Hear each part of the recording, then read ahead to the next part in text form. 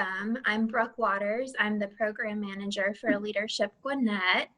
We're so excited to have you join us today for this wonderful program. We have a great group representing Leadership Gwinnett alumni, the current Leadership Gwinnett class, Glance graduates, and we even have a representative from Leadership Hall, which is really cool. We've never had anything like that before, so we're excited. If you haven't already, please type your name and your company in the chat box, just so all of you can get a better understanding of who's here in this Zoom meeting with us. Before we get started, I'd like to take a minute to just quickly run through a few housekeeping items with you. We'd like to see all of your faces, so I see a lot of you have your cameras on. If you don't already, please consider turning that on just so we can see you and interact a little easier. If you have questions throughout the presentation, please type them in the chat box, and I'll actually be monitoring those questions, and I'm going to kind of batch them together and give them to Sarah when she has a break and is able to take those. Sarah might also ask for some group participation during the presentation. So we're going to ask you to start by utilizing your chat box and then raise your hand in that little same box. I think it's actually under the participants, that up arrow. And then that way we'll know who to call on to unmute themselves and actually speak up. We're just trying to keep it as organized as we can and not have everybody talking at one time. And then finally, we'll be using breakout rooms in lieu of roundtable discussions. So we will have y'all interacting with one another too, which will be a really fun component. So that is pretty much it for me. Now, this is what you've all been waiting on. I'm going to introduce you to Sarah Hathorn. Sarah's been working with leaders in small, medium, and Fortune 500 organizations throughout the pandemic. They rely on her as a trusted advisor, leadership development coach, and confidential success partner. Before becoming a consultant in 2006, she enjoyed a long tenure as a Fortune 100 executive. Sarah is a graduate of the Leadership Gwinnett class of 2009, and she spent much of her time as an alum giving back to the organization. So Sarah, I'm going to turn it over to you. Great. Thank you so much, Brooke. And thank you, Leadership Gwinnett, for having me today and for all of you joining me for today's presentation. But I want it to be a conversation as well as a presentation. So I want to keep this pretty interactive. I'm going to be stopping periodically and taking questions, but I got a lot of value to roll out to you today. So let's get started. Let me start by sharing my screen here.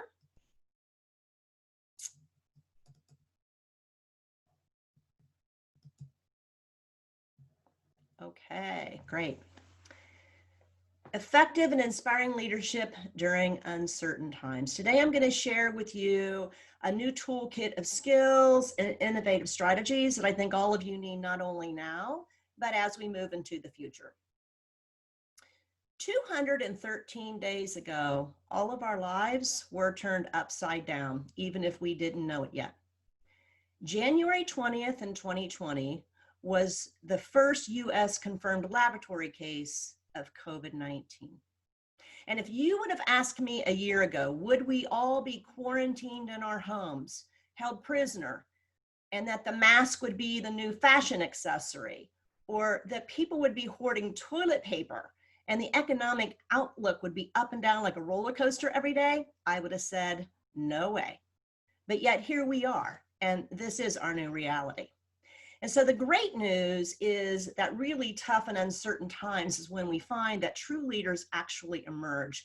And so I've been amazed to watch many of my clients really catapult on these 4 things that we're going to talk about today to really help move their organizations forward with all of the new opportunities.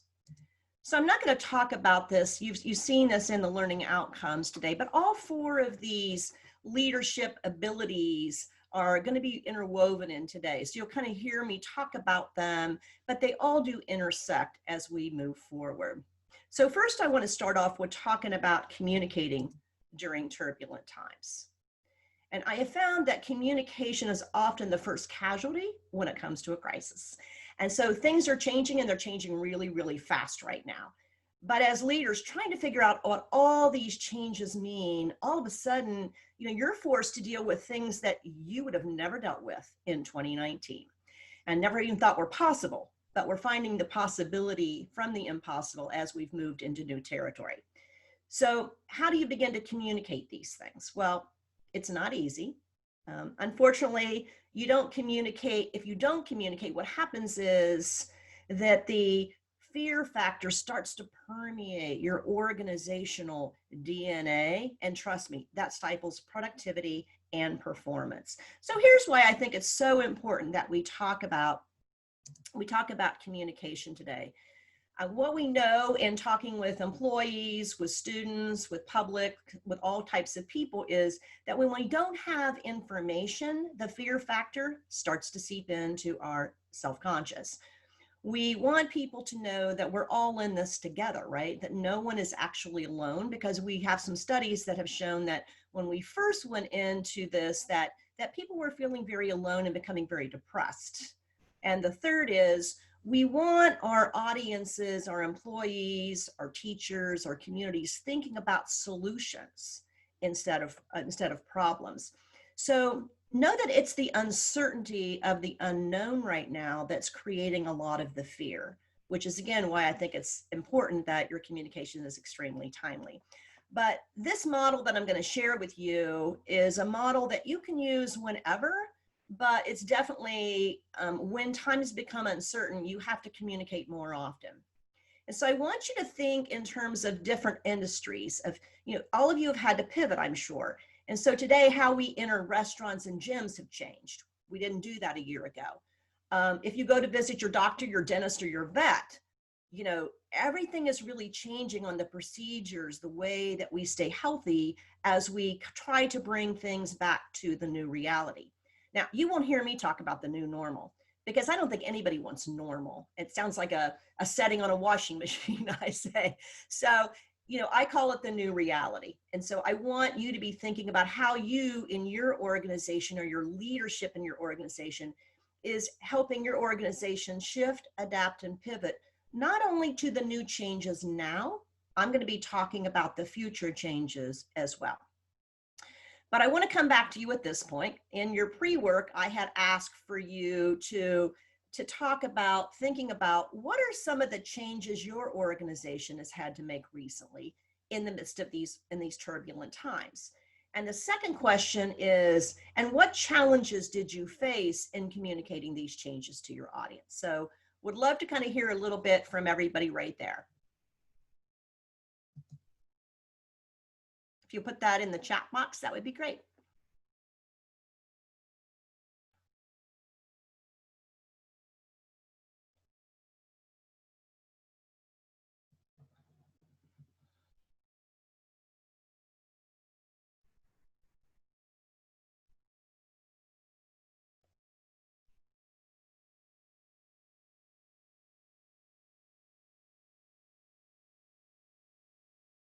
Okay, so I see someone says, working from home more has been one of the challenges in the midst. And I think, yeah, that has become for all of us one of those things that we've had to kind of adapt and pivot to as we're moving forward. So, Brooke, do you see any others coming through the chat box?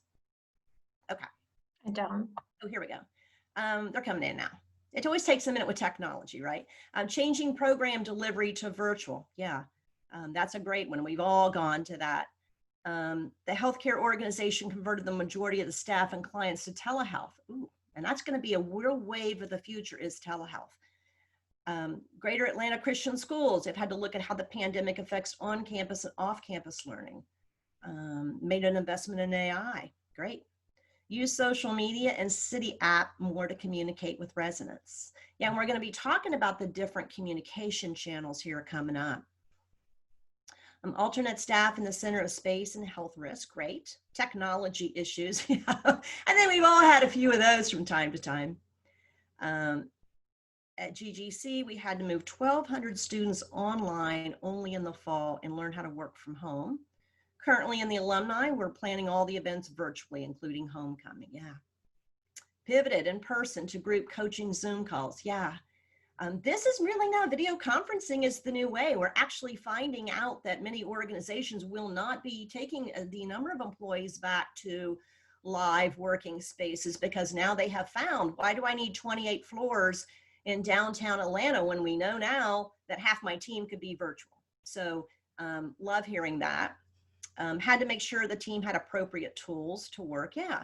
I mean, you know, I had to go, I was always on Zoom. I was on Zoom before anybody knew what Zoom was, but now I got my ring light, I got my Yeti mic. I mean, I got all kinds of stuff now I've had to buy, and I know that all of you might be well as too, and my Logitech camera, you know, so knowing that I had to be on here more, sometimes we have to have the tools.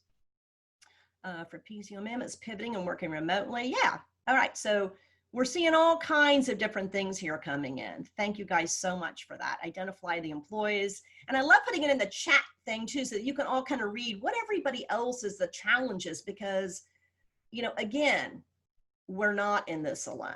So thank you for that. Okay, let me go back to sharing my screen here.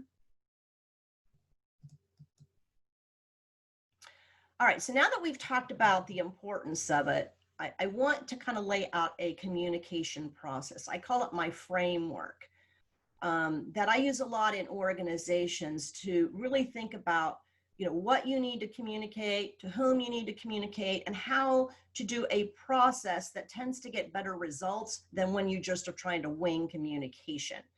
Now, know that this model that I'm sharing with you today, and if you want to follow along, I send everybody a handout to take some notes and some things here on, but this model can be used to any audience, whether your audience is employees, students, vendors, board of directors, you know, vendors, public, constituents, it doesn't matter. It can be used for any of that, and it can also be used in any type of industry. When I'm working with people in government, business, philanthropic, civic, education. So this model can be used for any audience and in any organization. It's actually that simple. So I want to talk with you a little bit so that you learn about the communication process. Oops, let me go back here. So I think it's important that when you're communicating, that you have to be important that you have a process where people trust you as the leader. Because right now we're finding that sometimes people feel like, well, that was kind of proactive communication. I'm not really sure that he or she is really telling me the truth. And so I think that when you use a model like this, you not only are transparent and honest, but I think that you're effectively communicating and building your trust factor. So I'm going to go through these steps here a little bit more in detail, but it's only a 4-step process. Okay, I like keeping things rather simple, but I do want to share with you the ins and outs of what this looks like. So let's talk about step number 1. So step number 1 is, you know, you have to sort of map out what your communication plan is going to be. So if you're going through any kind of organizational change, if there is some new thing you're rolling out, if you're in the midst of COVID-19 and it's about how are students going to go back to school or what do colleges need to do, this is where you want to map out a plan. And you want to think about the who, the what, the why, and the when. Because let's talk about the who for a minute. So before you start any communication plan, you need to know who is your audience. And that could be internal audience and an external audience. Your external audience can be vendors, it could be your clients. An internal could be, you know, your employees, your students, your board of directors. I mean, whoever you see that might be, subcontractors. But while we're talking about the who, you also need to realize that the communication message for these different audiences might have to be fine-tuned, okay? So maybe what you tell your employees is similar to what you're telling your managers, but it has a little bit different, different spin on it, because you need to think about how these people are going to be affected by the change. The other part of the who is to determine who's responsible for communicating the message. So this could be one person, or in really large companies, sometimes we select, you know, 3 or 4 people to be communicating that message. But you want to make sure that everyone who's communicating the message is responsible for carrying out a consistent message, which leads to the next question, which is the what. So what is the succinct message that you're trying to communicate? Now, here, guys, I'll tell you, most people are way too verbose. Like, it gets lost in the translation. So you really want a succinct message, and it needs to be clear and consistent. And so many times I work with my clients on communication scripts, especially when they're rolling out OD changes and whatever, because we do need to make sure that it is clear, concise, and tailored to the right audience, but it's delivered in the right tone. You know, it's not sometimes what you say, it's how you say it. The tone in which you're communicating is very important here too. Then you want to think through your why. You know, this is where you want to acknowledge, is there an opportunity to do things differently? Or why do you need to make the change? And so you want to think through the why piece, because when we weave the why into the communication that we're sending out there, our audience is more adapt to embrace the changes. They're more apt to buy into them. They understand that bigger overarching picture. And especially if they understand, okay, this is either for the good of the organization, or perhaps it's also good for the individual. Sometimes that's not true, but oftentimes that is. So if you can weave that in, that's a really great thing to do. So let's talk about the win. You know, timing is everything, right? I know if I'm going to ask my husband to buy a pair of new expensive shoes, I got to make sure he's in a really good mood, right? So, you know, timing is everything. So if you delay too long, chaos happens. You can't be afraid to step up and communicate when you need to. So when you have that awareness that something in your organization needs to change, whether that's an opportunity to solve a problem, whether that's a new innovative process that you're trying to integrate, or whether that's COVID-19 that requires a whole new reinvention of how you go about doing things, you really need to get to work on a plan. And making the communication timely, you know, you want to make sure it's not old news, okay? So when I was working with Federated Department Stores, which is now Macy's, anytime we had a huge organizational change, at that time, Macy's was a Fortune 100 company. When we knew we had a big organizational change, it was critical. We had a timeline rollout. If I were telling people at 8 o'clock, my colleagues were telling people at 8 o'clock. If by chance we were closing stores, we wanted to make sure that every employee was informed before it was on the 5 o'clock news, even if we had to call them at home. So, you know, you want to really think about the timing in this.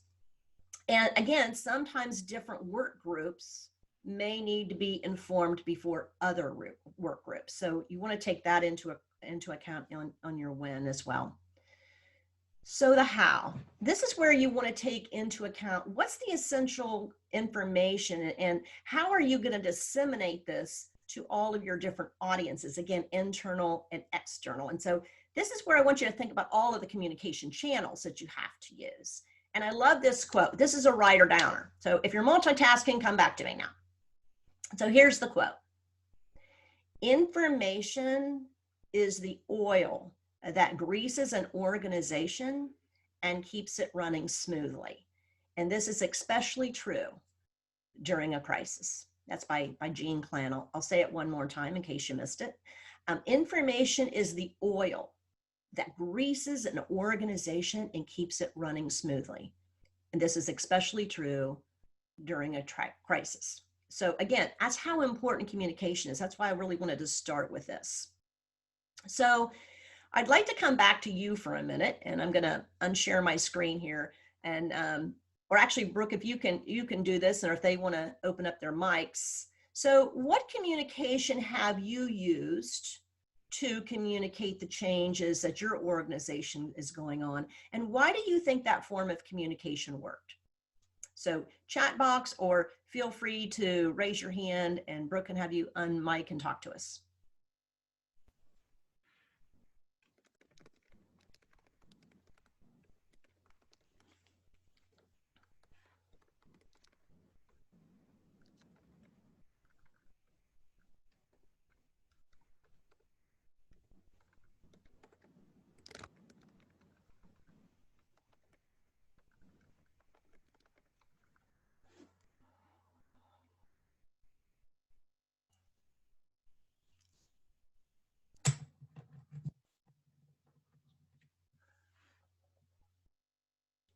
See anything good there, Brooke?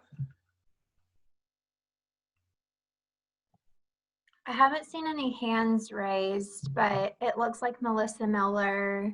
Well, people are starting to type in the chat box now. Do you want me to read those, or is it easier for you to read through those? Just give me a few of them here since I got my PowerPoint up. So we have Zoom, FaceTime, outdoor meetings, weekly email updates to all 650 staff every Friday, more formal communication with staff. People are mentioning different apps that they've been using. Oh, okay. Smaller group calls, weekly calls.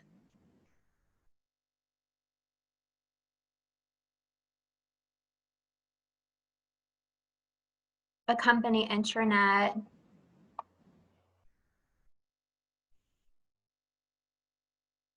Twice weekly in-person meetings outside. Okay, that's a good. So we're going to talk a little bit about those. I'm going to share with you some of the ones that I suggest. And again, if you have questions, put them in the chat box. I'll come back to that in a few minutes with Brooke, if you would, as we're going through the different steps here.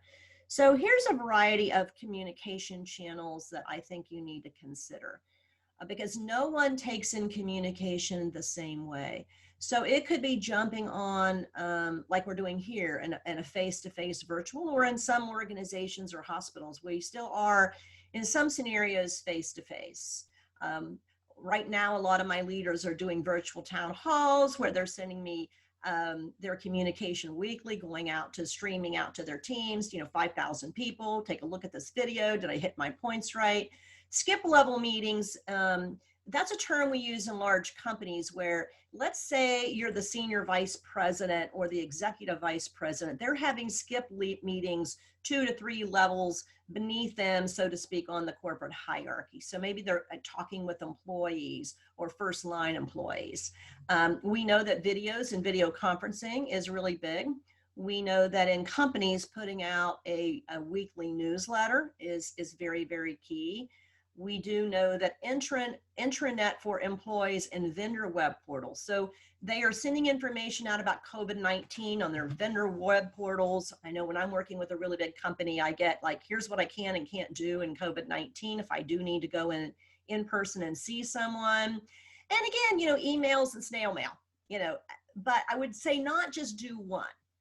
Some people like to see you, some people like to read. So you just definitely want to take that into account. But again, if it's a big change, we think sometimes, well, we told them. Well, they didn't take it in. So people process information differently. So you have to repeat in different types of communication channels to really make sure that your message is sticking. All right, so let's move on to step number 2. This is really where you want to share your proactive approach. So this is where sometimes you just got to step up and step in and not allow the fear factor to creep in. You have to learn to become comfortable and know that when communication is designed, it's coordinated, and it's implemented, it's way more successful. And so this step is where you should be, as the leader, sharing the steps your organization is taking right now and in the future to respond to the crisis, the opportunity, the realignment, the situation, and again, why this change is needed. So right now, as we're starting to see, schools and colleges reopen, and, we're seeing a lot new rules of the road being developed. So this is where you want to be proactive. The next one is encourage questions and listen carefully to feedback. This is an important step because you really have to begin to listen to your various audience concerns. Again, vendors, students, parents, whoever that audience is for you. But here's what you got to do. You got to be visible and you have to be available to really start to put up your radar in terms of how was your message received. The other thing is that you want to begin to anticipate what might be some of my audience's questions or concerns, and how are you going to respond? So it's, you don't want someone going rogue in delivery, and you don't want them going rogue when it's Q&A time.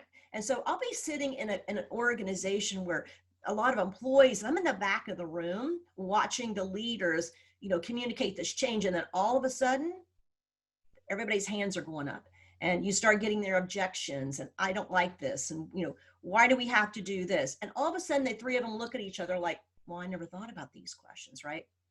So it diluted the whole plan that they put in place. So this is where anticipating and listening, it's really where, preparation is key. So the fourth part of this is as you're disseminating the information, you really need to begin to acknowledge and empathize with their concerns. Now, here's what most people think empathy is, and this is the empathy that I'm not talking about. When you deliver a tough conversation, you say, well, Brooke, I'm putting myself, I know how you feel, and I'm putting myself in your shoes. That is not what I'm talking about. Because when I say that to Brooke, and maybe that's something that Brooke has to do differently, then I'm agreeing with her, okay? That's not the kind of empathy that I'm talking about here. The kind of empathy I'm talking about is to acknowledge them and have empathy that says something more like this. I can understand how you feel, not because I've experienced it, but because you're telling me about it and I'm listening, okay? That doesn't mean I agree with you. That means I'm being empathetic to listen to how you feel about things, and I'm empathetic because they're telling you about their feelings. So with all this communication, I found in working with numerous organizations, those that have a plan and these 4 steps, are their audiences are kept more up to date in terms of what's happening, in terms of the change with the organization and the environment. They're more motivated in terms of, how do I help the organization navigate the twists and turns?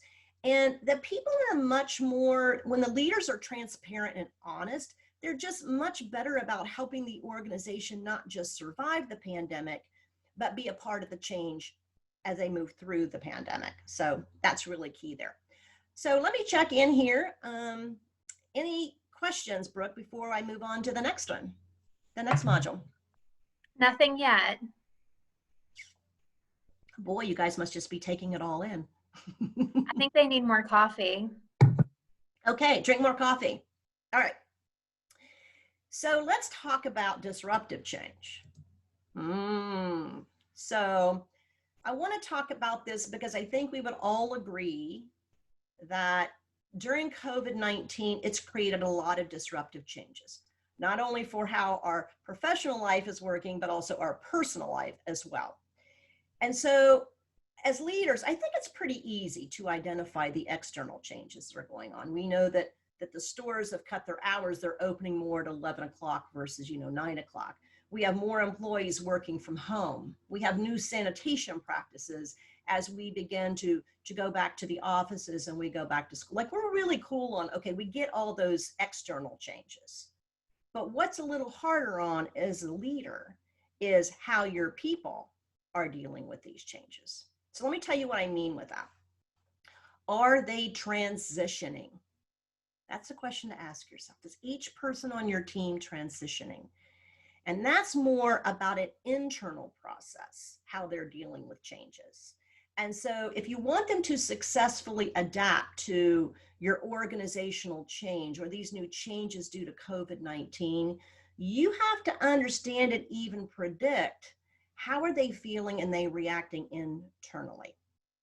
So you need to make sure that you're giving them the guidance and support. And so we're going to talk about the theory behind the change curve. Because a lot of leaders don't understand that in an OD work, you got to know these steps. You got to know where your people are. But at first, I want to get a handle on what are some of the biggest disruptive changes that's going on with you guys. And so right now, we're actually going to do some Zoom rooms. We thought that that would be really cool to put you in some Zoom rooms.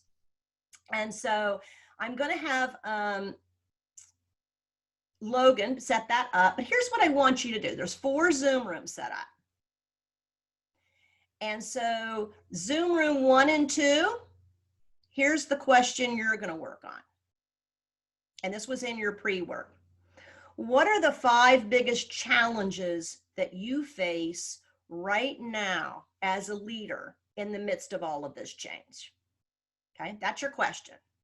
Group 1 and 2, what are your 5 biggest challenges you personally face as a leader? Group 3 and 4, your challenges to come back to is, what are the 5 biggest challenges your audience faces? And it's okay if you have different audiences. You know, they can be employees, students, customers, public, it doesn't matter. But the first 2 groups, it's about what are you struggling with? And the last 2 groups, it's what are your audience struggling with? And I'm going to give you about 10 minutes in each Zoom room. And I'm going to ask that you come back with a list of 3. So you got to agree here. This is where consensus matters. Come back with 3. But here's the thing. I want you to make a list of 3 challenges, but they have to be listed in 5 words or less. And then appoint someone to be the spokesperson that's going to come back after the Zoom rooms, after the 8 to 10 minutes, and give us an update.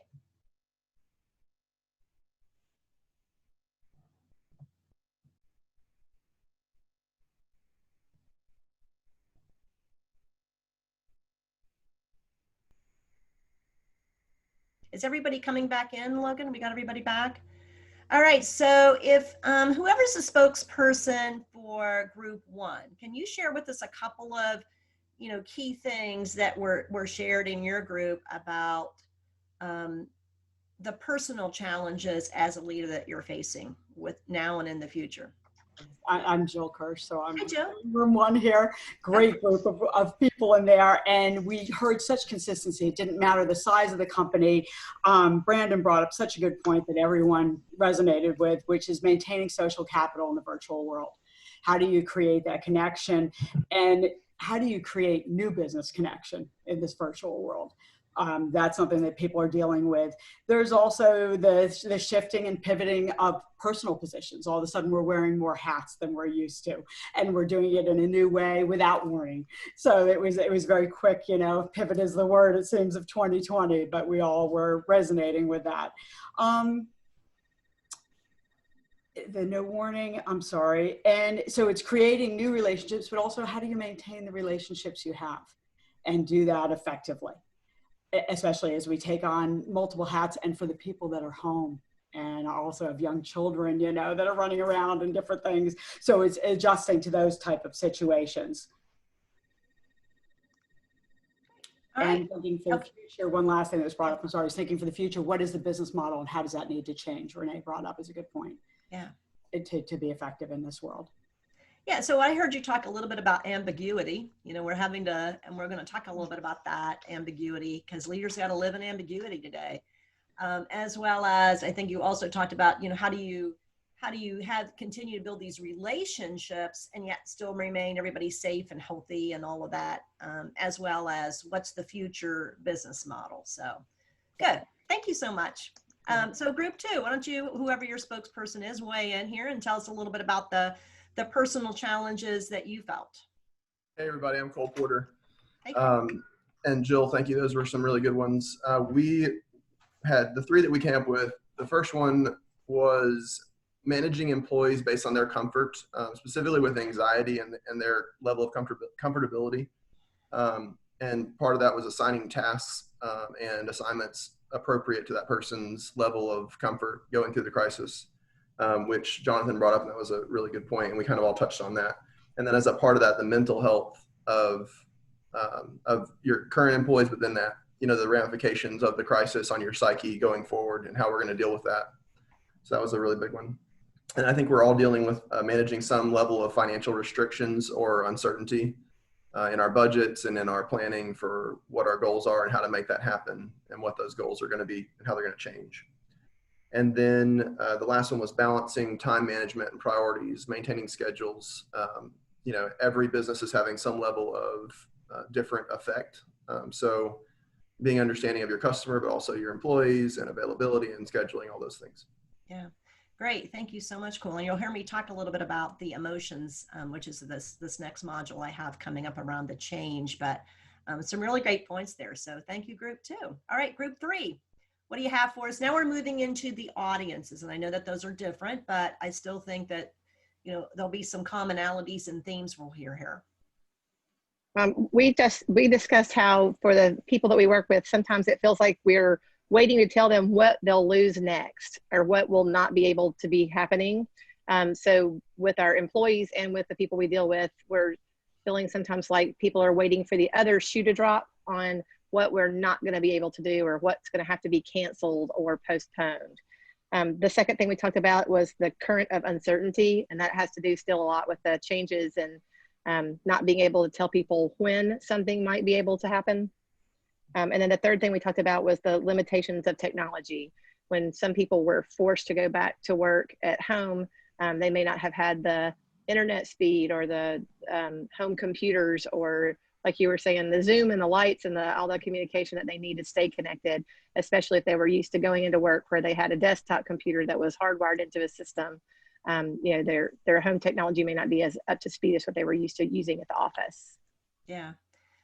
Thanks, Amy, for all of that. Yeah, absolutely. All of that is true. And if you can begin to frame, instead of what they'll lose, what they'll gain, I know that you always can't do that, but people will tend to, we do things, we make decisions from emotions. And so if I know that, okay, we're going to be working from home, but maybe I don't have to sit in traffic all day, or, you know, whatever it is, you want to try to find the good things to communicate there as well. But you have to be transparent and honest. I mean, you know, sometimes things aren't going to be the same, and some of that we'll talk about that. So thank you, group 3, for that. All right, let's hear from group 4. You guys are rocking it today. All right. Hey, I'm Trent Spake. Hey, Trent. We had a lot of good ideas and things. I'm going to just say our 5, and then I'll go through them real quick. Okay. Our 5 words would be fear, distractions, motivation, connectivity, and evolving. Fear, we talked about fear from our clients and our employees, and Margie, working for Greater Atlanta Christian, talked about students and parents, which is really huge. And it was really all about communication and delivering information to try to ease people's minds in this kind of time of uncertainty. Distractions from our audience is the media, you know, the technology, working from home, your dogs are barking. When I started this Zoom, I was actually on a different computer, and the video wasn't working. So I had another computer right next to me as a backup, and I needed it. So that's one. Motivation was our third one. And that's just people kind of having to relearn how to be motivated.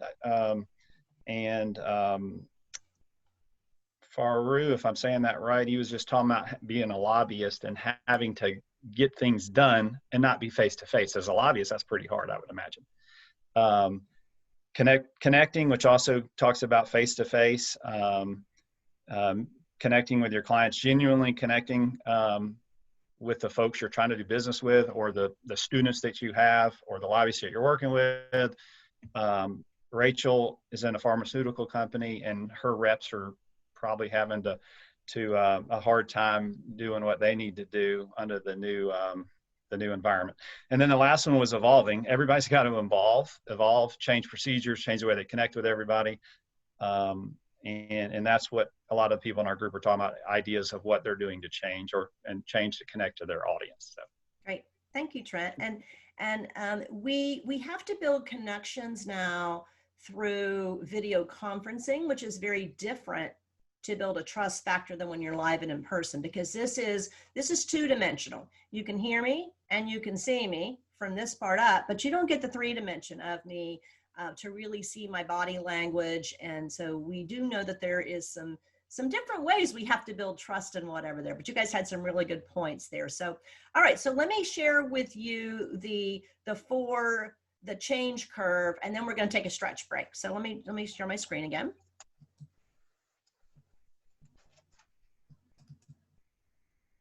Okay, so let's talk about the change curve here. Okay. All right.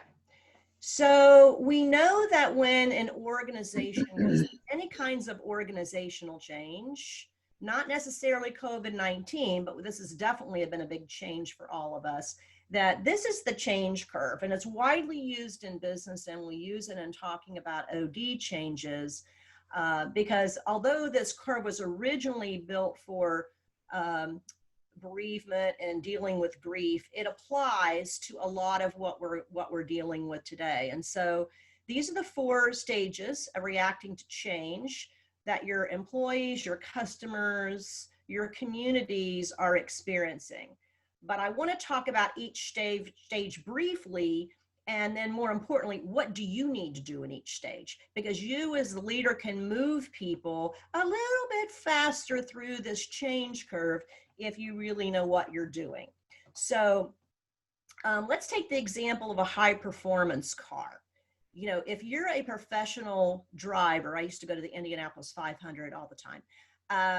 You know, and you gotta make that curve. You know that you got to accelerate, but not over accelerate. And yet an inexperienced driver might out of fear start to brake before they take that curve or in the middle of the curve. And so, you know, you got to kind of know in this curve when to shift up and when to shift down.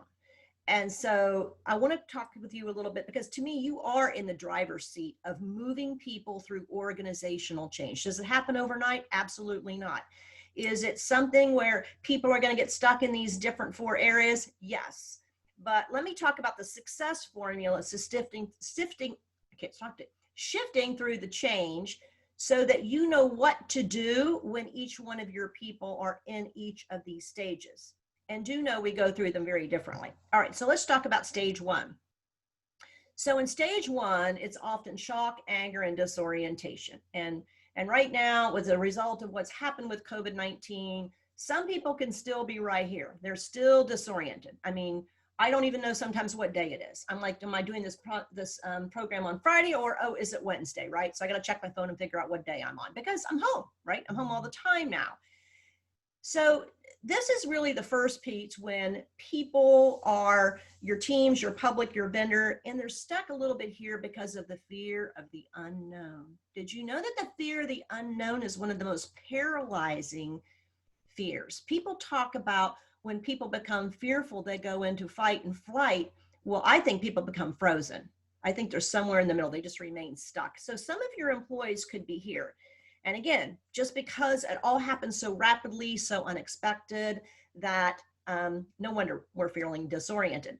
But you as the leader, so when this reality of hits that things are no longer different, first off is you need to realize people need time to adjust. But this is also time when information and what people need to understand what's happening, how your organization is supporting them. I mean, that's really key here. So information, that's why I really wanted to go through that communication module with you there first. The second stage is anger and emotional responses. So when we become afraid because we don't know when we're going to go back, or we don't know if we're going to get furloughed, we don't know, we become angry. We become angry at everyone. And the other emotion is that sometimes people feel like, man, it was a great day today. I really nailed it. I feel fabulous. And then tomorrow, I feel like it's the end of the world. And so these roller coaster feelings are very normal in stage 2. And I think some of you touched on this, but people are worried about these things right now. And this creates the roller coaster. They're worried about the future of their organizations. You know, will Macy's be around in 2 years from today? You know, who knows, right? They're concerned about their personal health. Their financial security is the #1 concern people have right now in the midst of COVID-19. And they're worried about their family's well-being. So don't be surprised if people in this area right here. But what you want to do at this stage is rather tricky, but you want to address their concerns early, because if it's mismanaged, they're going to resist the exact changes that you're proposing. If you're too late to come to the party and talk about what we're doing, you know, you want to be proactive here. And again, that's back to planning and preparing for the change, of keeping in mind, how is this going to impact everyone, all these different audiences and everything. So definitely you want to make sure that you're staying on top of things. The third change is when you come to terms, as I say, to the new reality. We're not going back to normal. I don't think we're ever going back to the way things used to be. And that's my futurist thinking, but we'll talk more about that when we get to leadership skills. So in this one, people begin to let go. Okay, maybe I will be working from home into 2021. Or, okay, maybe I need to realize that what I'm finding from my companies is we're going to a hybrid approach. I talked about that. Some will be working virtually, some will be working live in person. But this is where people begin to let go of things. And they do start to focus on the road ahead. So this is really where, when I was talking about that car, you want to shift up.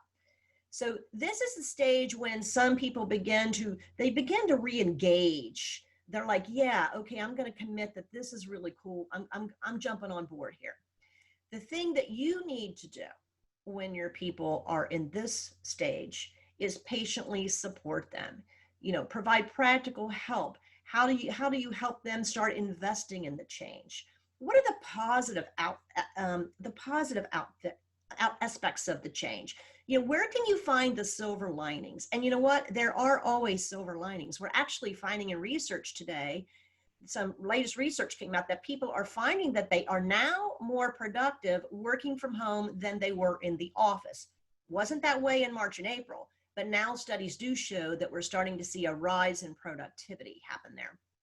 So you want to also give your people a chance to test and explore new ways of doing things. I mean, look at all the things that we found out that we could do that we didn't think we could do 6 months ago. So let them be more involved in creating some innovative and creative ways to do things, because they're going to be more involved and committed to its success. The next stage, which is really the last stage, this is when people start accepting and saying, you know what, we're moving forward. And we're moving forward with this great vengeance too. We understand, they've embraced it. And this is really when your teams are becoming much more productive and efficient, and your audience, your audiences and your employees are pulling out of that change curve, and they're ready to move and accelerate right on up the road.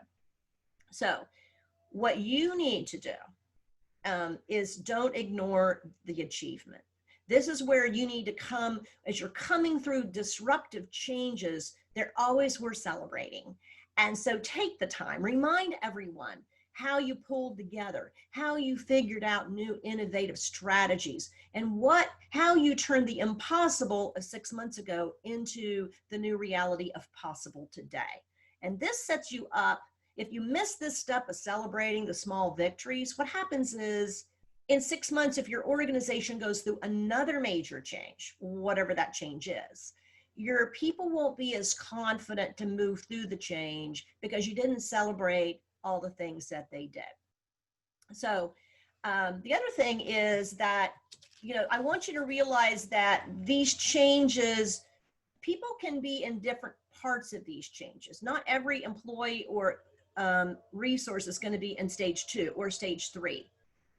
You've got some people that are going to see this as doom and gloom, and maybe they're just stuck right here in stage 1.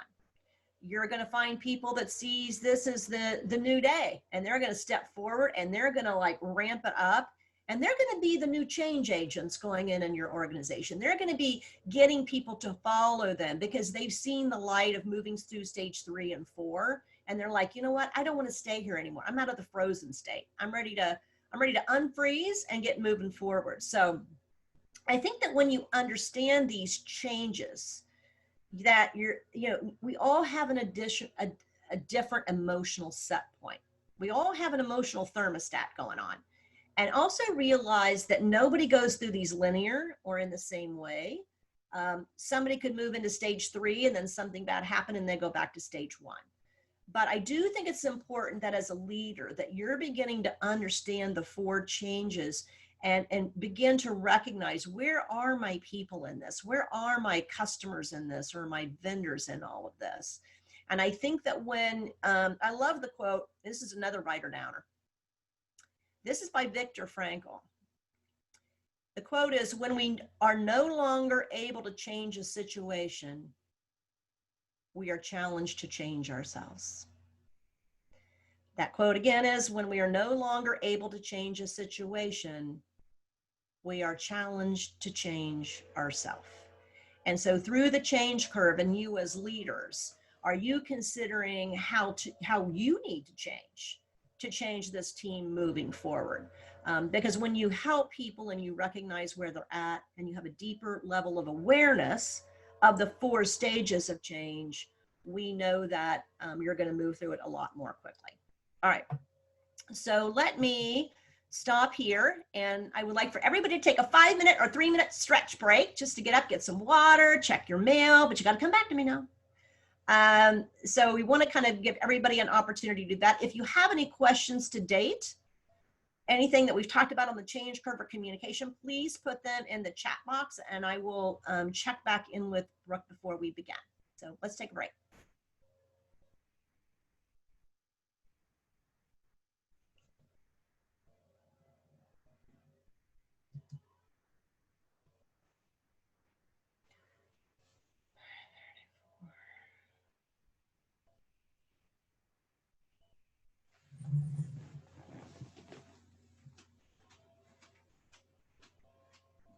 Break.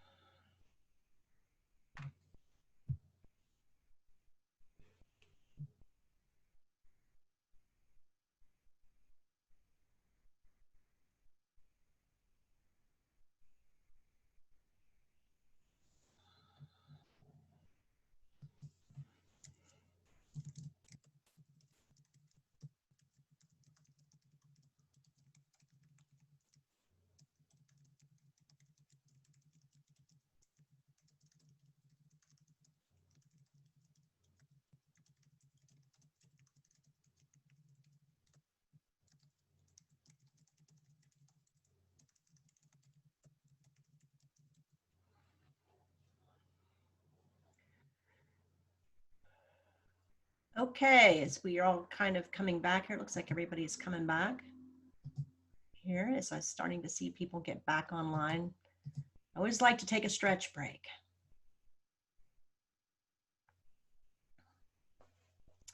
Okay, so I don't see any questions in the chat box quite yet. Brooke, do you see anything there?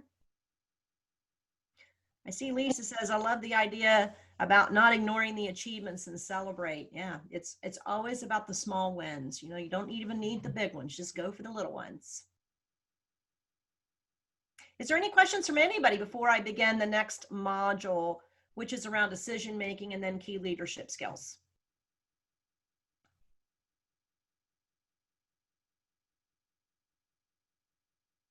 Okay, I'm going to keep rolling because I got a lot of value, especially on this upcoming one on decision making skills. So if you have questions, please put them in the chat box, and Brooke, I'll check in with you here partway through and sort of see where we're at. So, okay, let me go back up.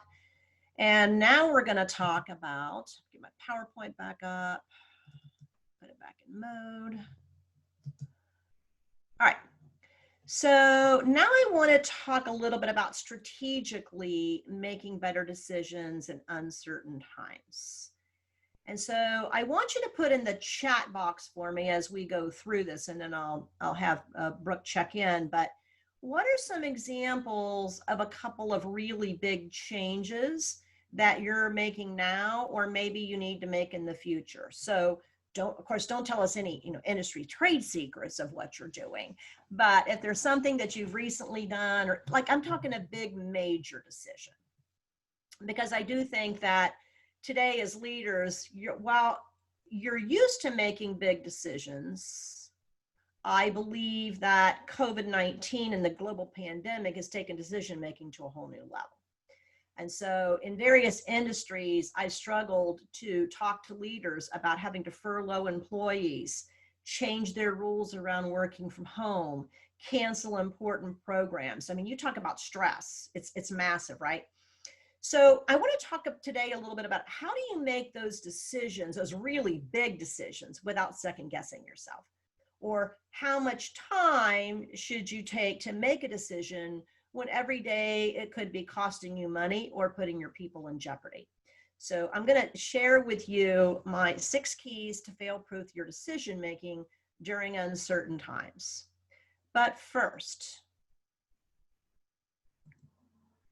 do you remember back in January 15th, 2009, when Sully, the heroic pilot, had to make a decision in a crisis? Remember that day a flock of birds disabled both engines, and he reached out to air traffic control about trying to make that plane land at a nearby airport. But he went with his gut and his years of experience to make the biggest decision of his career and make that emergency landing on the Hudson. I still get chills when I think about that. And if you remember in the story, he saved all 155 passengers on board. I mean, you talk about having to make a crisis decision in a few minutes with only a few moments to consider your options. But I'm going to share Sully's story today in my 6 keys, because I think there's lessons to be learned what he did. And these lessons really aren't just for COVID-19 and in a crisis, but I do think they're in effect right now. So here's the 6 keys that I teach as a consultant, I teach my clients about learning to make decisions. Again, not part of leadership that we like so much, but a thing that's important. And I'm going to go into each of the keys a little bit more in detail. And because I believe that decisions are a part of life, sometimes you do have to make some decisions on the fly. Other times you have time to think about them. But when we're in unprecedented changes like we are right now, we're having to make decisions probably faster than any of us ever wanted to. So let's talk about the key number 1, and that is to begin to prioritize. So sometimes you have one really big decision, but more often what it is it's a dozens of smaller decisions that you're faced with all at once. And so the key here is to just make a list of all the decisions that you have to make, and then rank them in order of importance. And how do you decide what goes to the top of the list? Well, I would put the most pressing issues first, the ones that need urgent attention. And remember, there is a difference between important and urgent decisions. The difference is that some decisions may not be important, but like Sully, they need to be made urgently, because if you don't make the decision, that could create more damage for your organization or your audiences and your people. The second key is to commit. And my dad taught me a long time ago, I used to really struggle with those life-altering decisions. Do I move from Indianapolis to downtown Chicago to run a store? I didn't know. And he used to say to me, Sarah, indecision is a decision. And I thought, that's true, right? And so this is where, when you come to the fork in the road, you got to decide, do you make the decision or don't you? But before you commit to making a decision, ask yourself these two questions. What needs to change? And why does it need to change? The what and the why. And take some time to consider the repercussions of your decision. I mean, what happens if you leave things as is versus making a change? Or if the decision is challenging to implement, is the payoff worth the effort? And so, just like in the story of Sully, you got to know that sometimes you have to make big, urgent, split-second decisions in a moment of crisis and uncertainty. And maybe you don't have all of the facts and all the time to do it, but you just have to second guess, and not second guess yourself, and commit to it. Step number 3, your key 3, is get input. So this is where you want to determine who you want to involve to give you some of the knowledge and the facts before you actually make the decision. And I think it's a good idea to involve trusted advisors, key stakeholders, some employees in helping you give you the input so that you can make that decision. Another great quote. This is another writer-downer. If you're multitasking, come back to me now. So here's the quote. It's by Simon Sinek. The biggest mistake leaders make is that they think they need to have all the answers. The biggest mistake leaders make is that they think they have all the answers. I got news for you. You don't have all the answers. No one has all the answers. We're finding more people don't have the answers because there is not a playbook for COVID-19. And so there's 3 reasons I think it's important to get input. The first is because you don't have all the answers. So do you need to seek out some experts, people who know things you don't know, maybe content experts, maybe environmental experts, maybe people with great team experience, maybe it's an advisor, an outside advisor. Maybe it's actually going to the people on the front line, those people who are answering the phones about customer service issues, those people who are in the public eye and hearing from the public they're in the trenches all day long. Because when you get different perspectives around you, it will empower you to make a more informed and well-rounded decision quicker. The second reason is it speeds up the decision-making process. So when you have some people in a room that can challenge the status quo, that can actively participate, give you insights, perspective, tips, years of experience, it speeds up your ability to have the facts. But remember, speed always trumps perfection, because again, you don't have the answers and no leader is perfect. The third is to ensure buy-in. So sometimes really big decisions, you may need to include some of your influencers who have great buy-in, who are going to kind of help to sell that new idea, to sell that change. And so, that's another reason that sometimes you want to get some input. But a word of caution here in getting input. You don't want to be known as the leader who only makes decisions by committee census, okay? I can't tell you how many times I go into a company and I'm doing an employee 360 and they say, I just really wish that Bill would make a decision. He keeps asking for our input. He keeps wanting to know everything, but that's costing us time and money. Or why do we all have to weigh in? So you want to think about, do you need input? And sometimes you want the input from people, but that doesn't mean they get to vote, okay? You may want them to vote sometimes, But in the really big things, leaders step up and we make the decisions. If you think back to Sully, he couldn't push that decision onto his co-pilot and say, hey, what do you think? What do you think we should do? But he did have to work cooperatively with that pilot to make that successful landing happen. And again, he weighed in with the control tower who said, don't land, make it to another airport, land somewhere else. That's safer for everybody on board. But again, after years of experience, he knew he didn't have the altitude to make it to another landing strip. So he made that decision alone. All right, let me check in here. Brooke, is there any questions any far, or do you want me to keep rolling?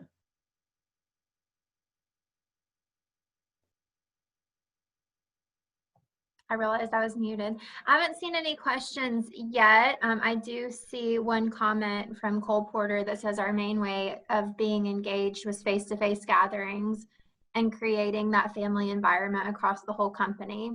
We now have to decide how we want to maintain company culture going forward while honoring people's anxieties and sensitivities in a low-tech employee base.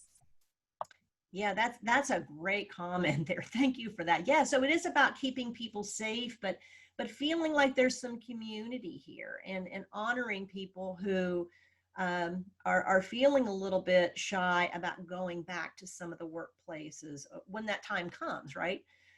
So yeah, you got to kind of figure out, but I think there can be a hybrid culture there. I think that you can build this culture to keep people as active and engaged as possible until whatever the next phase is or step is for your specific organization. So great comment there. All right, put your comments in, or questions or comments in. Let me know if you guys are liking this too. I want to know if you like this kind of content. Put that in the chat box as well. So let me go on with step number 4, anticipating outcomes. So oftentimes leaders, they don't want to make the decision, and so they make reactive decisions versus proactive ones. And this is where sometimes I think you want to slow down just a bit and stop and step back, but take some stock and anticipate the impact of your decision. This isn't putting the decision off, but during the decision-making process, I want you to anticipate the outcomes. So here's the questions that I tell my clients they need to think about. The first question is, how will this decision impact your people? Whoever your peoples are, right? Your vendors, your clients, your public, your students, whoever your audiences are. How will this decision impact them? And I tell them to think through each scenario in terms of how will this change their lives, right?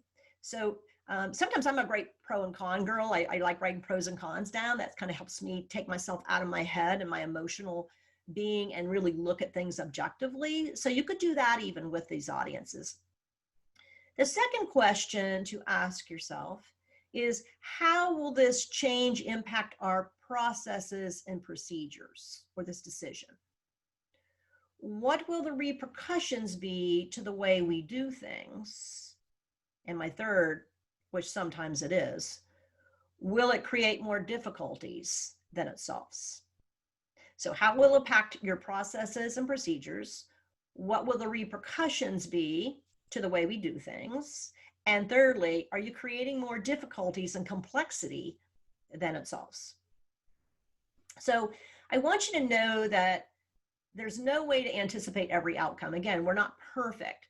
But I think that when you take time to anticipate the outcomes, you avoid those knee-jerk reactions, and you're taking a more thoughtful and a strategic approach to your decisions. All right, key number 5, establishing metrics. So oftentimes people say, so how do I notice that this decision is working, Sarah? And so, you want to know, and they'll abandon their decision 3 days later, right? Because they didn't get the results they expected. So you want to give your decision a little bit of time here. But one of the ways is to answer that question is, I think you need to establish your own success metrics, in a timeline. By what date do you expect to be so far within the decision-making process? And again, this is back to the change curve, how people are coming along that change curve. And I think that you cannot improve what you cannot measure. So if you're looking for improvements to happen or outcomes, whatever those may be in your decision-making process, you need to develop a timeline. And I think you also need to be communicating, back to our first module, what's expected, and my favorite 2 words, by when. There is no other 2 words that are more important than to ask someone by when, because that holds the people accountable to do whatever they need to do that they were assigned with in this task force of the decision-making process. So I think that when you want that timeline, and you also want to put your communications plan in your timeline, right? Like, when's that rollout?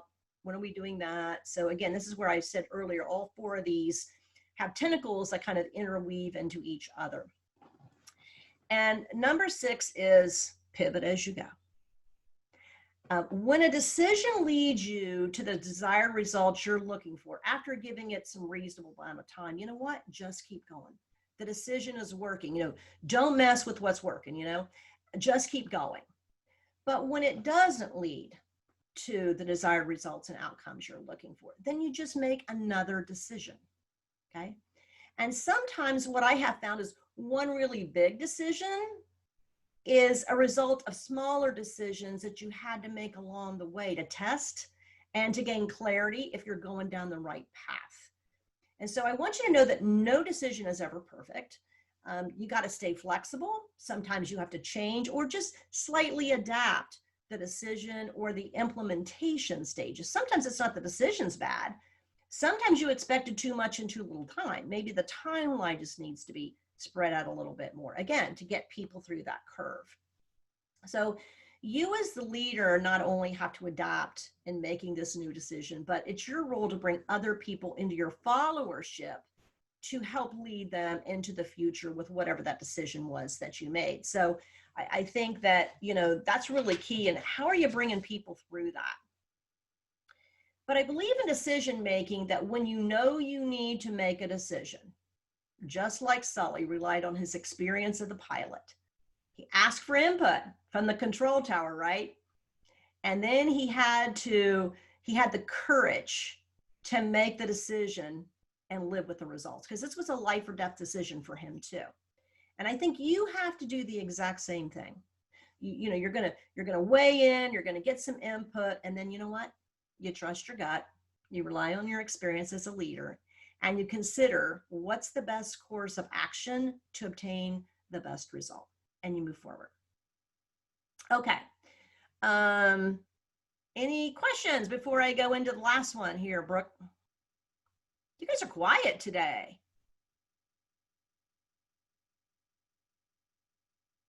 You've gotten a lot of positive feedback, but no questions. Okay. All right. Well, I'm happy to stay on today. I'm going to go into our last module, but I'm happy to stay on here. And I do want to ask some questions because I just like engagement. I like engagement. All right. So let's talk about the new leadership skills to thrive in any challenging time. Now, I'm going to give you some stats because this is important right now in COVID-19, but these are also the leadership skills that whenever your company is going through a massive change or doing things differently, or it's just a crappy economy. I mean, back in the Great Recession of 2008 and 9, these were still some, but there's some new ones here. And so I want to share the new ones with you because as the leaders of Gwinnett, you need to embrace these. These are the key ones going forward from massive research that I've done in working with my clients. And so I'm fortunate as a coach and a consultant, you know, I have a front row seat at most of the big companies here in Atlanta. And I see how the leaders are struggling and what they're doing to step up to respond to the crisis. So these are my 5 favorite that a lot of my clients are doing right now to keep their teams motivated as they move into new uncharted territory. The first one is the most important.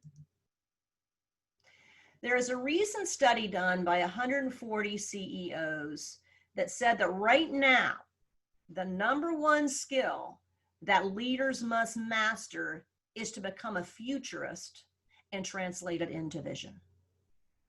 Now, they're talking about a futurist in not reacting to trends, but how are you shaping the future?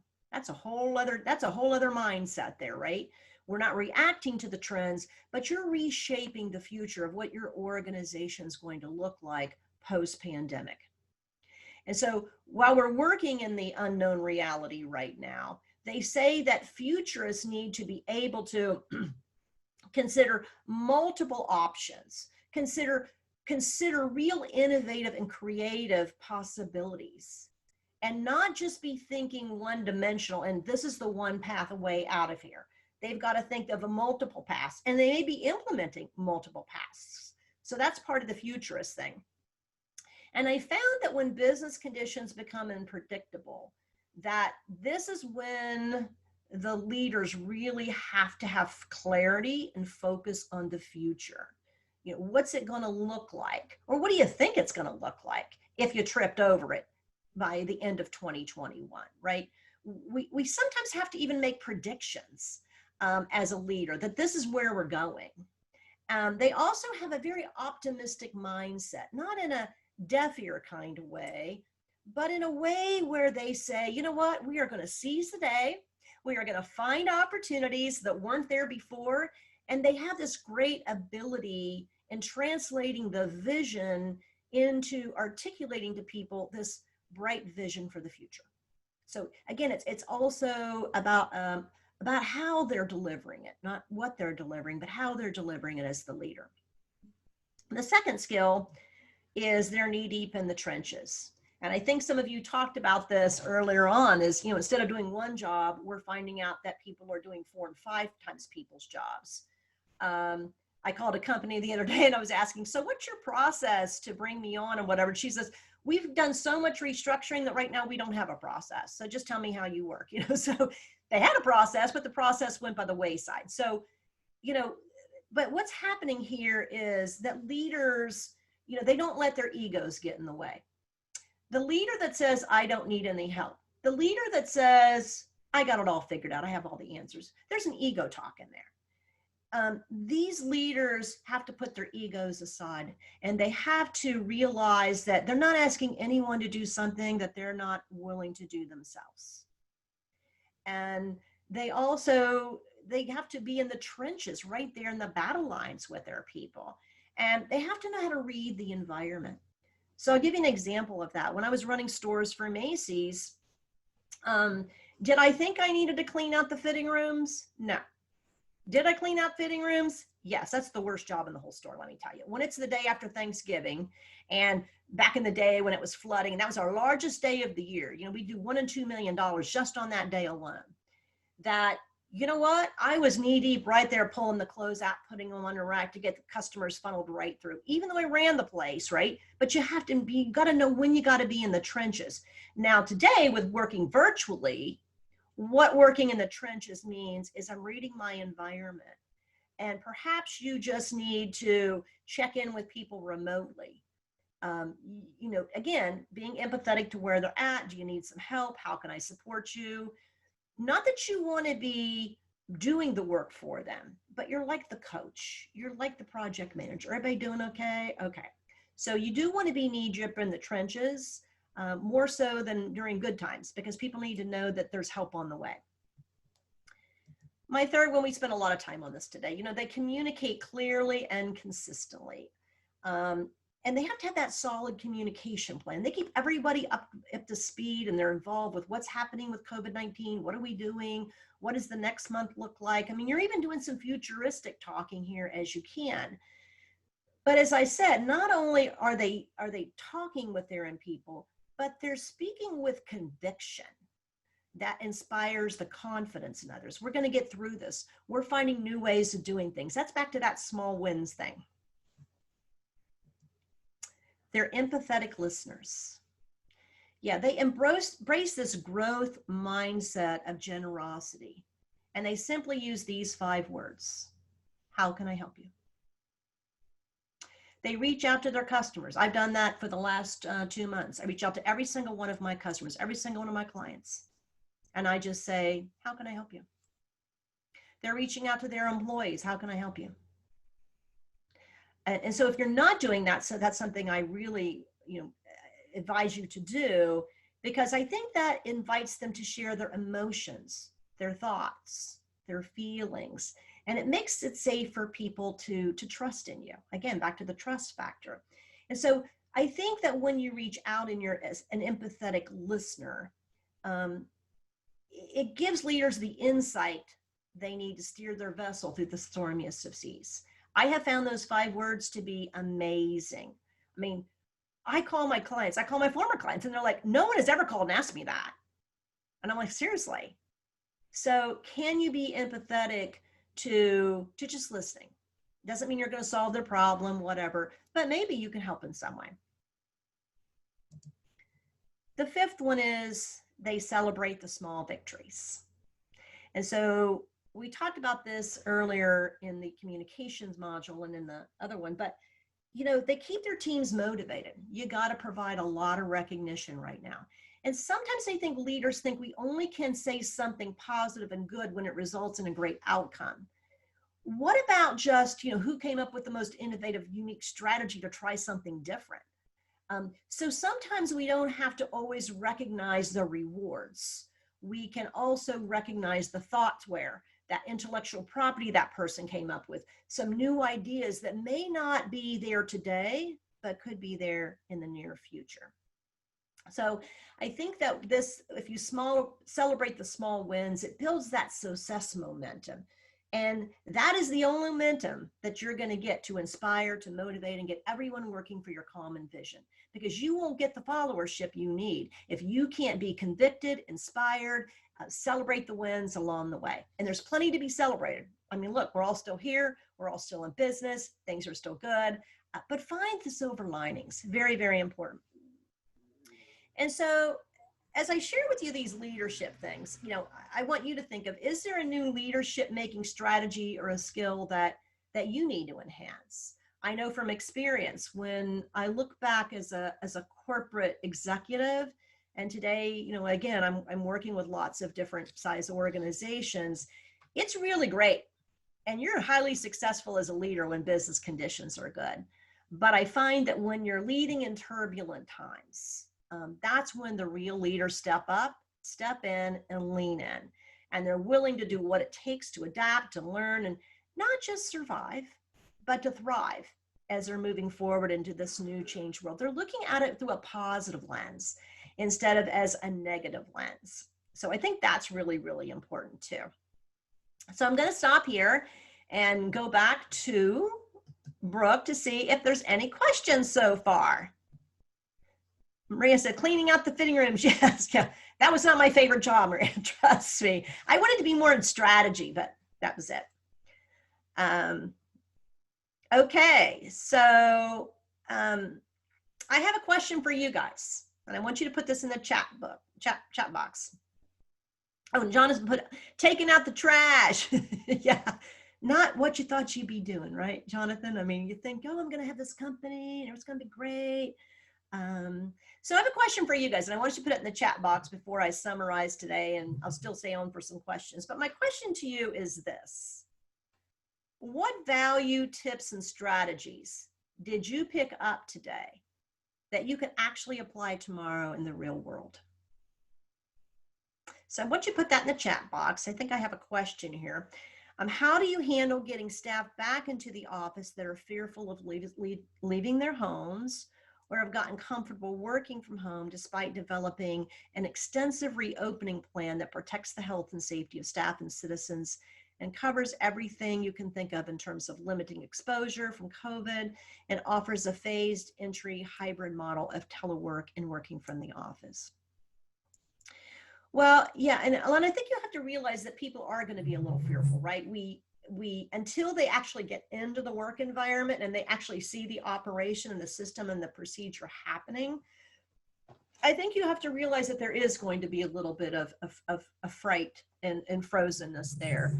But like anything, I think you've got to move people through that a little bit. So I would be positive and talk about the things that you are doing to make sure that the sanitation and that these things aren't going to happen. I think you can also weave in some positive silver linings around, we've not really been able to be face to face. We've not really had the opportunity to cross collaborate together. Think of the things that worked when you were together. How can you talk about those things as well? But I think that part of it is, it's kind of like jumping out of an airplane. Unless you go up and do it, you are afraid of it probably. So I think that, but allow them to kind of come back gradually. But I think, and you don't want to be Pollyanna. And I'm not saying to be Pollyanna and finding the silver linings, but here's what I know about people. When they go into the fear factor, they start, their imagination starts taking over, right? It's like the monster when you're 4 years old in the closet that's going to come out at night, right? That's why you don't want to turn off the light. But you have to begin to tell them, we've taken every measure possible to ensure your safety. We're really looking forward to having you come back and engage with people. So I think that's very, very the best way that you can handle. And just know that until they're back there working for a week or two, people were worried about working from home. And you could say, you know what, you guys were a little worried about how working from home is going to work. The kitchen's the new office, the living room's the new school, but say, you know what, but we figured it out along the way. That would be my suggestion there. Thank you guys for the takeaways. Communicate more often than I do. Yeah. I used to think I told people, and then I realized when I started listening that it didn't stick. So just know you got to do it a lot. Could you do a video on how it will work and how it looks? Yeah, I think that's a great one too. You have to that's a great input. Being more empathetic with my staff and customers, encourage feedback to the policies and the protocols that we have in place. Yeah, empathy. I mean, it's a big thing today. Lean into my future as self. Yay! Yeah. You just can't be a current day leader. You got to be a futurist leader. I see a lot on that. I love the how can I help you question. You know what? If you reach out to every single one of your clients, I took 10 clients a week. Amazing, the difference. Biggest takeaway, make sure I keep communicating the new decisions as possible. Keeping people in the loop to build their confidence and trust. Yeah, because one thing I'll tell you is when you're not talking to them, the employees down the hall are talking to them. And usually that's the water cooler talk, right? So the more you can be out in front talking to your people about the positive changes and being honest, or I don't know that answer. Somebody asked me today, well, what do I tell them? I'm saying, you tell them you don't know, right? You don't know, but as soon as you find out, you'll let them know. Like that's what we're looking for. Don't dwell on the current situation, but ponder the future expectantly and positively. I love that. Your quote on the biggest mistakes leaders make is to think we all have the answers. Yeah, that's Simon Sinek. Love that one. And I tell people, I don't have all the answers. I can help you think through them and we'll come up with some answers, but we don't know the perfect answers. Finding different metrics. Yeah, and so you got to use your own measuring stick. Don't use what some other company's using in their measuring stick when you're mapping out what the success metrics are. Look at your own organization. Look at your own division. Maybe your measuring stick isn't like the other division. Come up with your own measuring stick there.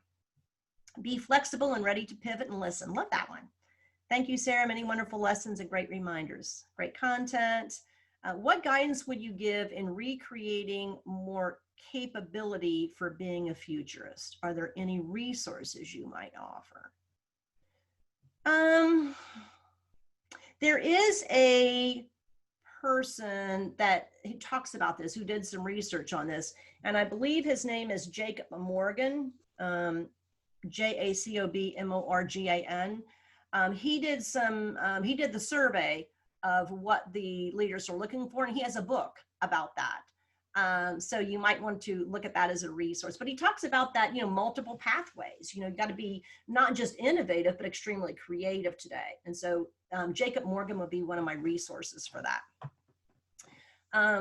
Wishing on now that caffeine is kicking in, she forgot to share her company when she introduced herself. That's okay.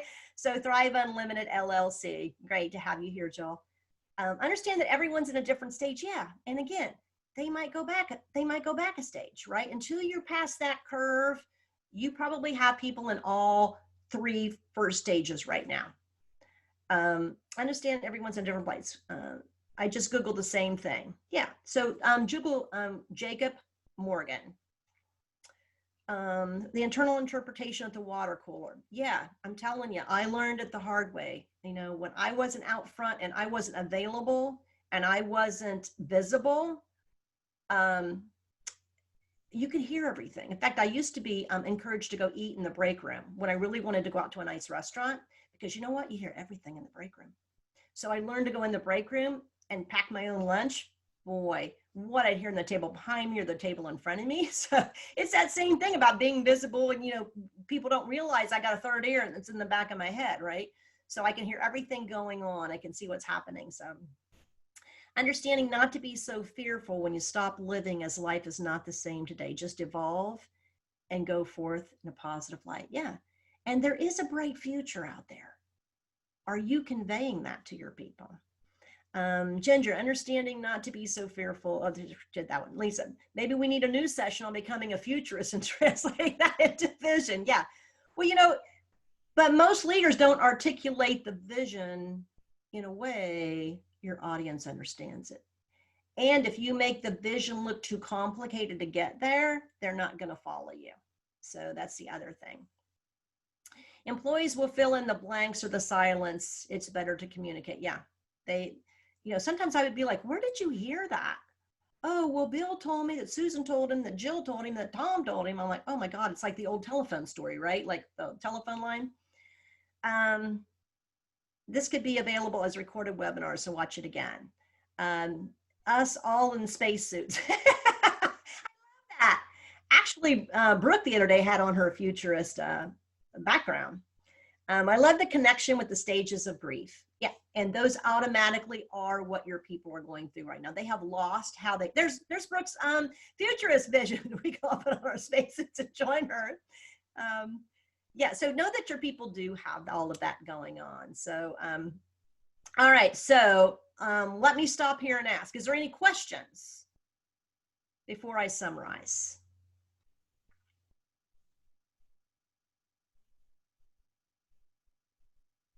Okay, I'm going to summarize, but Brooke will catch the questions. You guys aren't very asking very many questions today. That makes me wonder, are you with me here? Okay, so I want you to know that there is no precedent for these unpredictable and challenging times, but hopefully today with what I shared with you, you're seeing that there is a precedent for effective and inspiring leadership. We cannot turn back the clock to 213 days ago, and we can move forward. If we demonstrate empathy and collaborative communication, we develop our teams, we're continuing to move through that curve to boost productivity and performance. You know, things will become better. But more than ever, the leaders, those who can live and lead in ambiguity, who don't need regimens and routines, but can rally those troops that you have with confidence and belief, those will be the people that will thrive post-pandemic.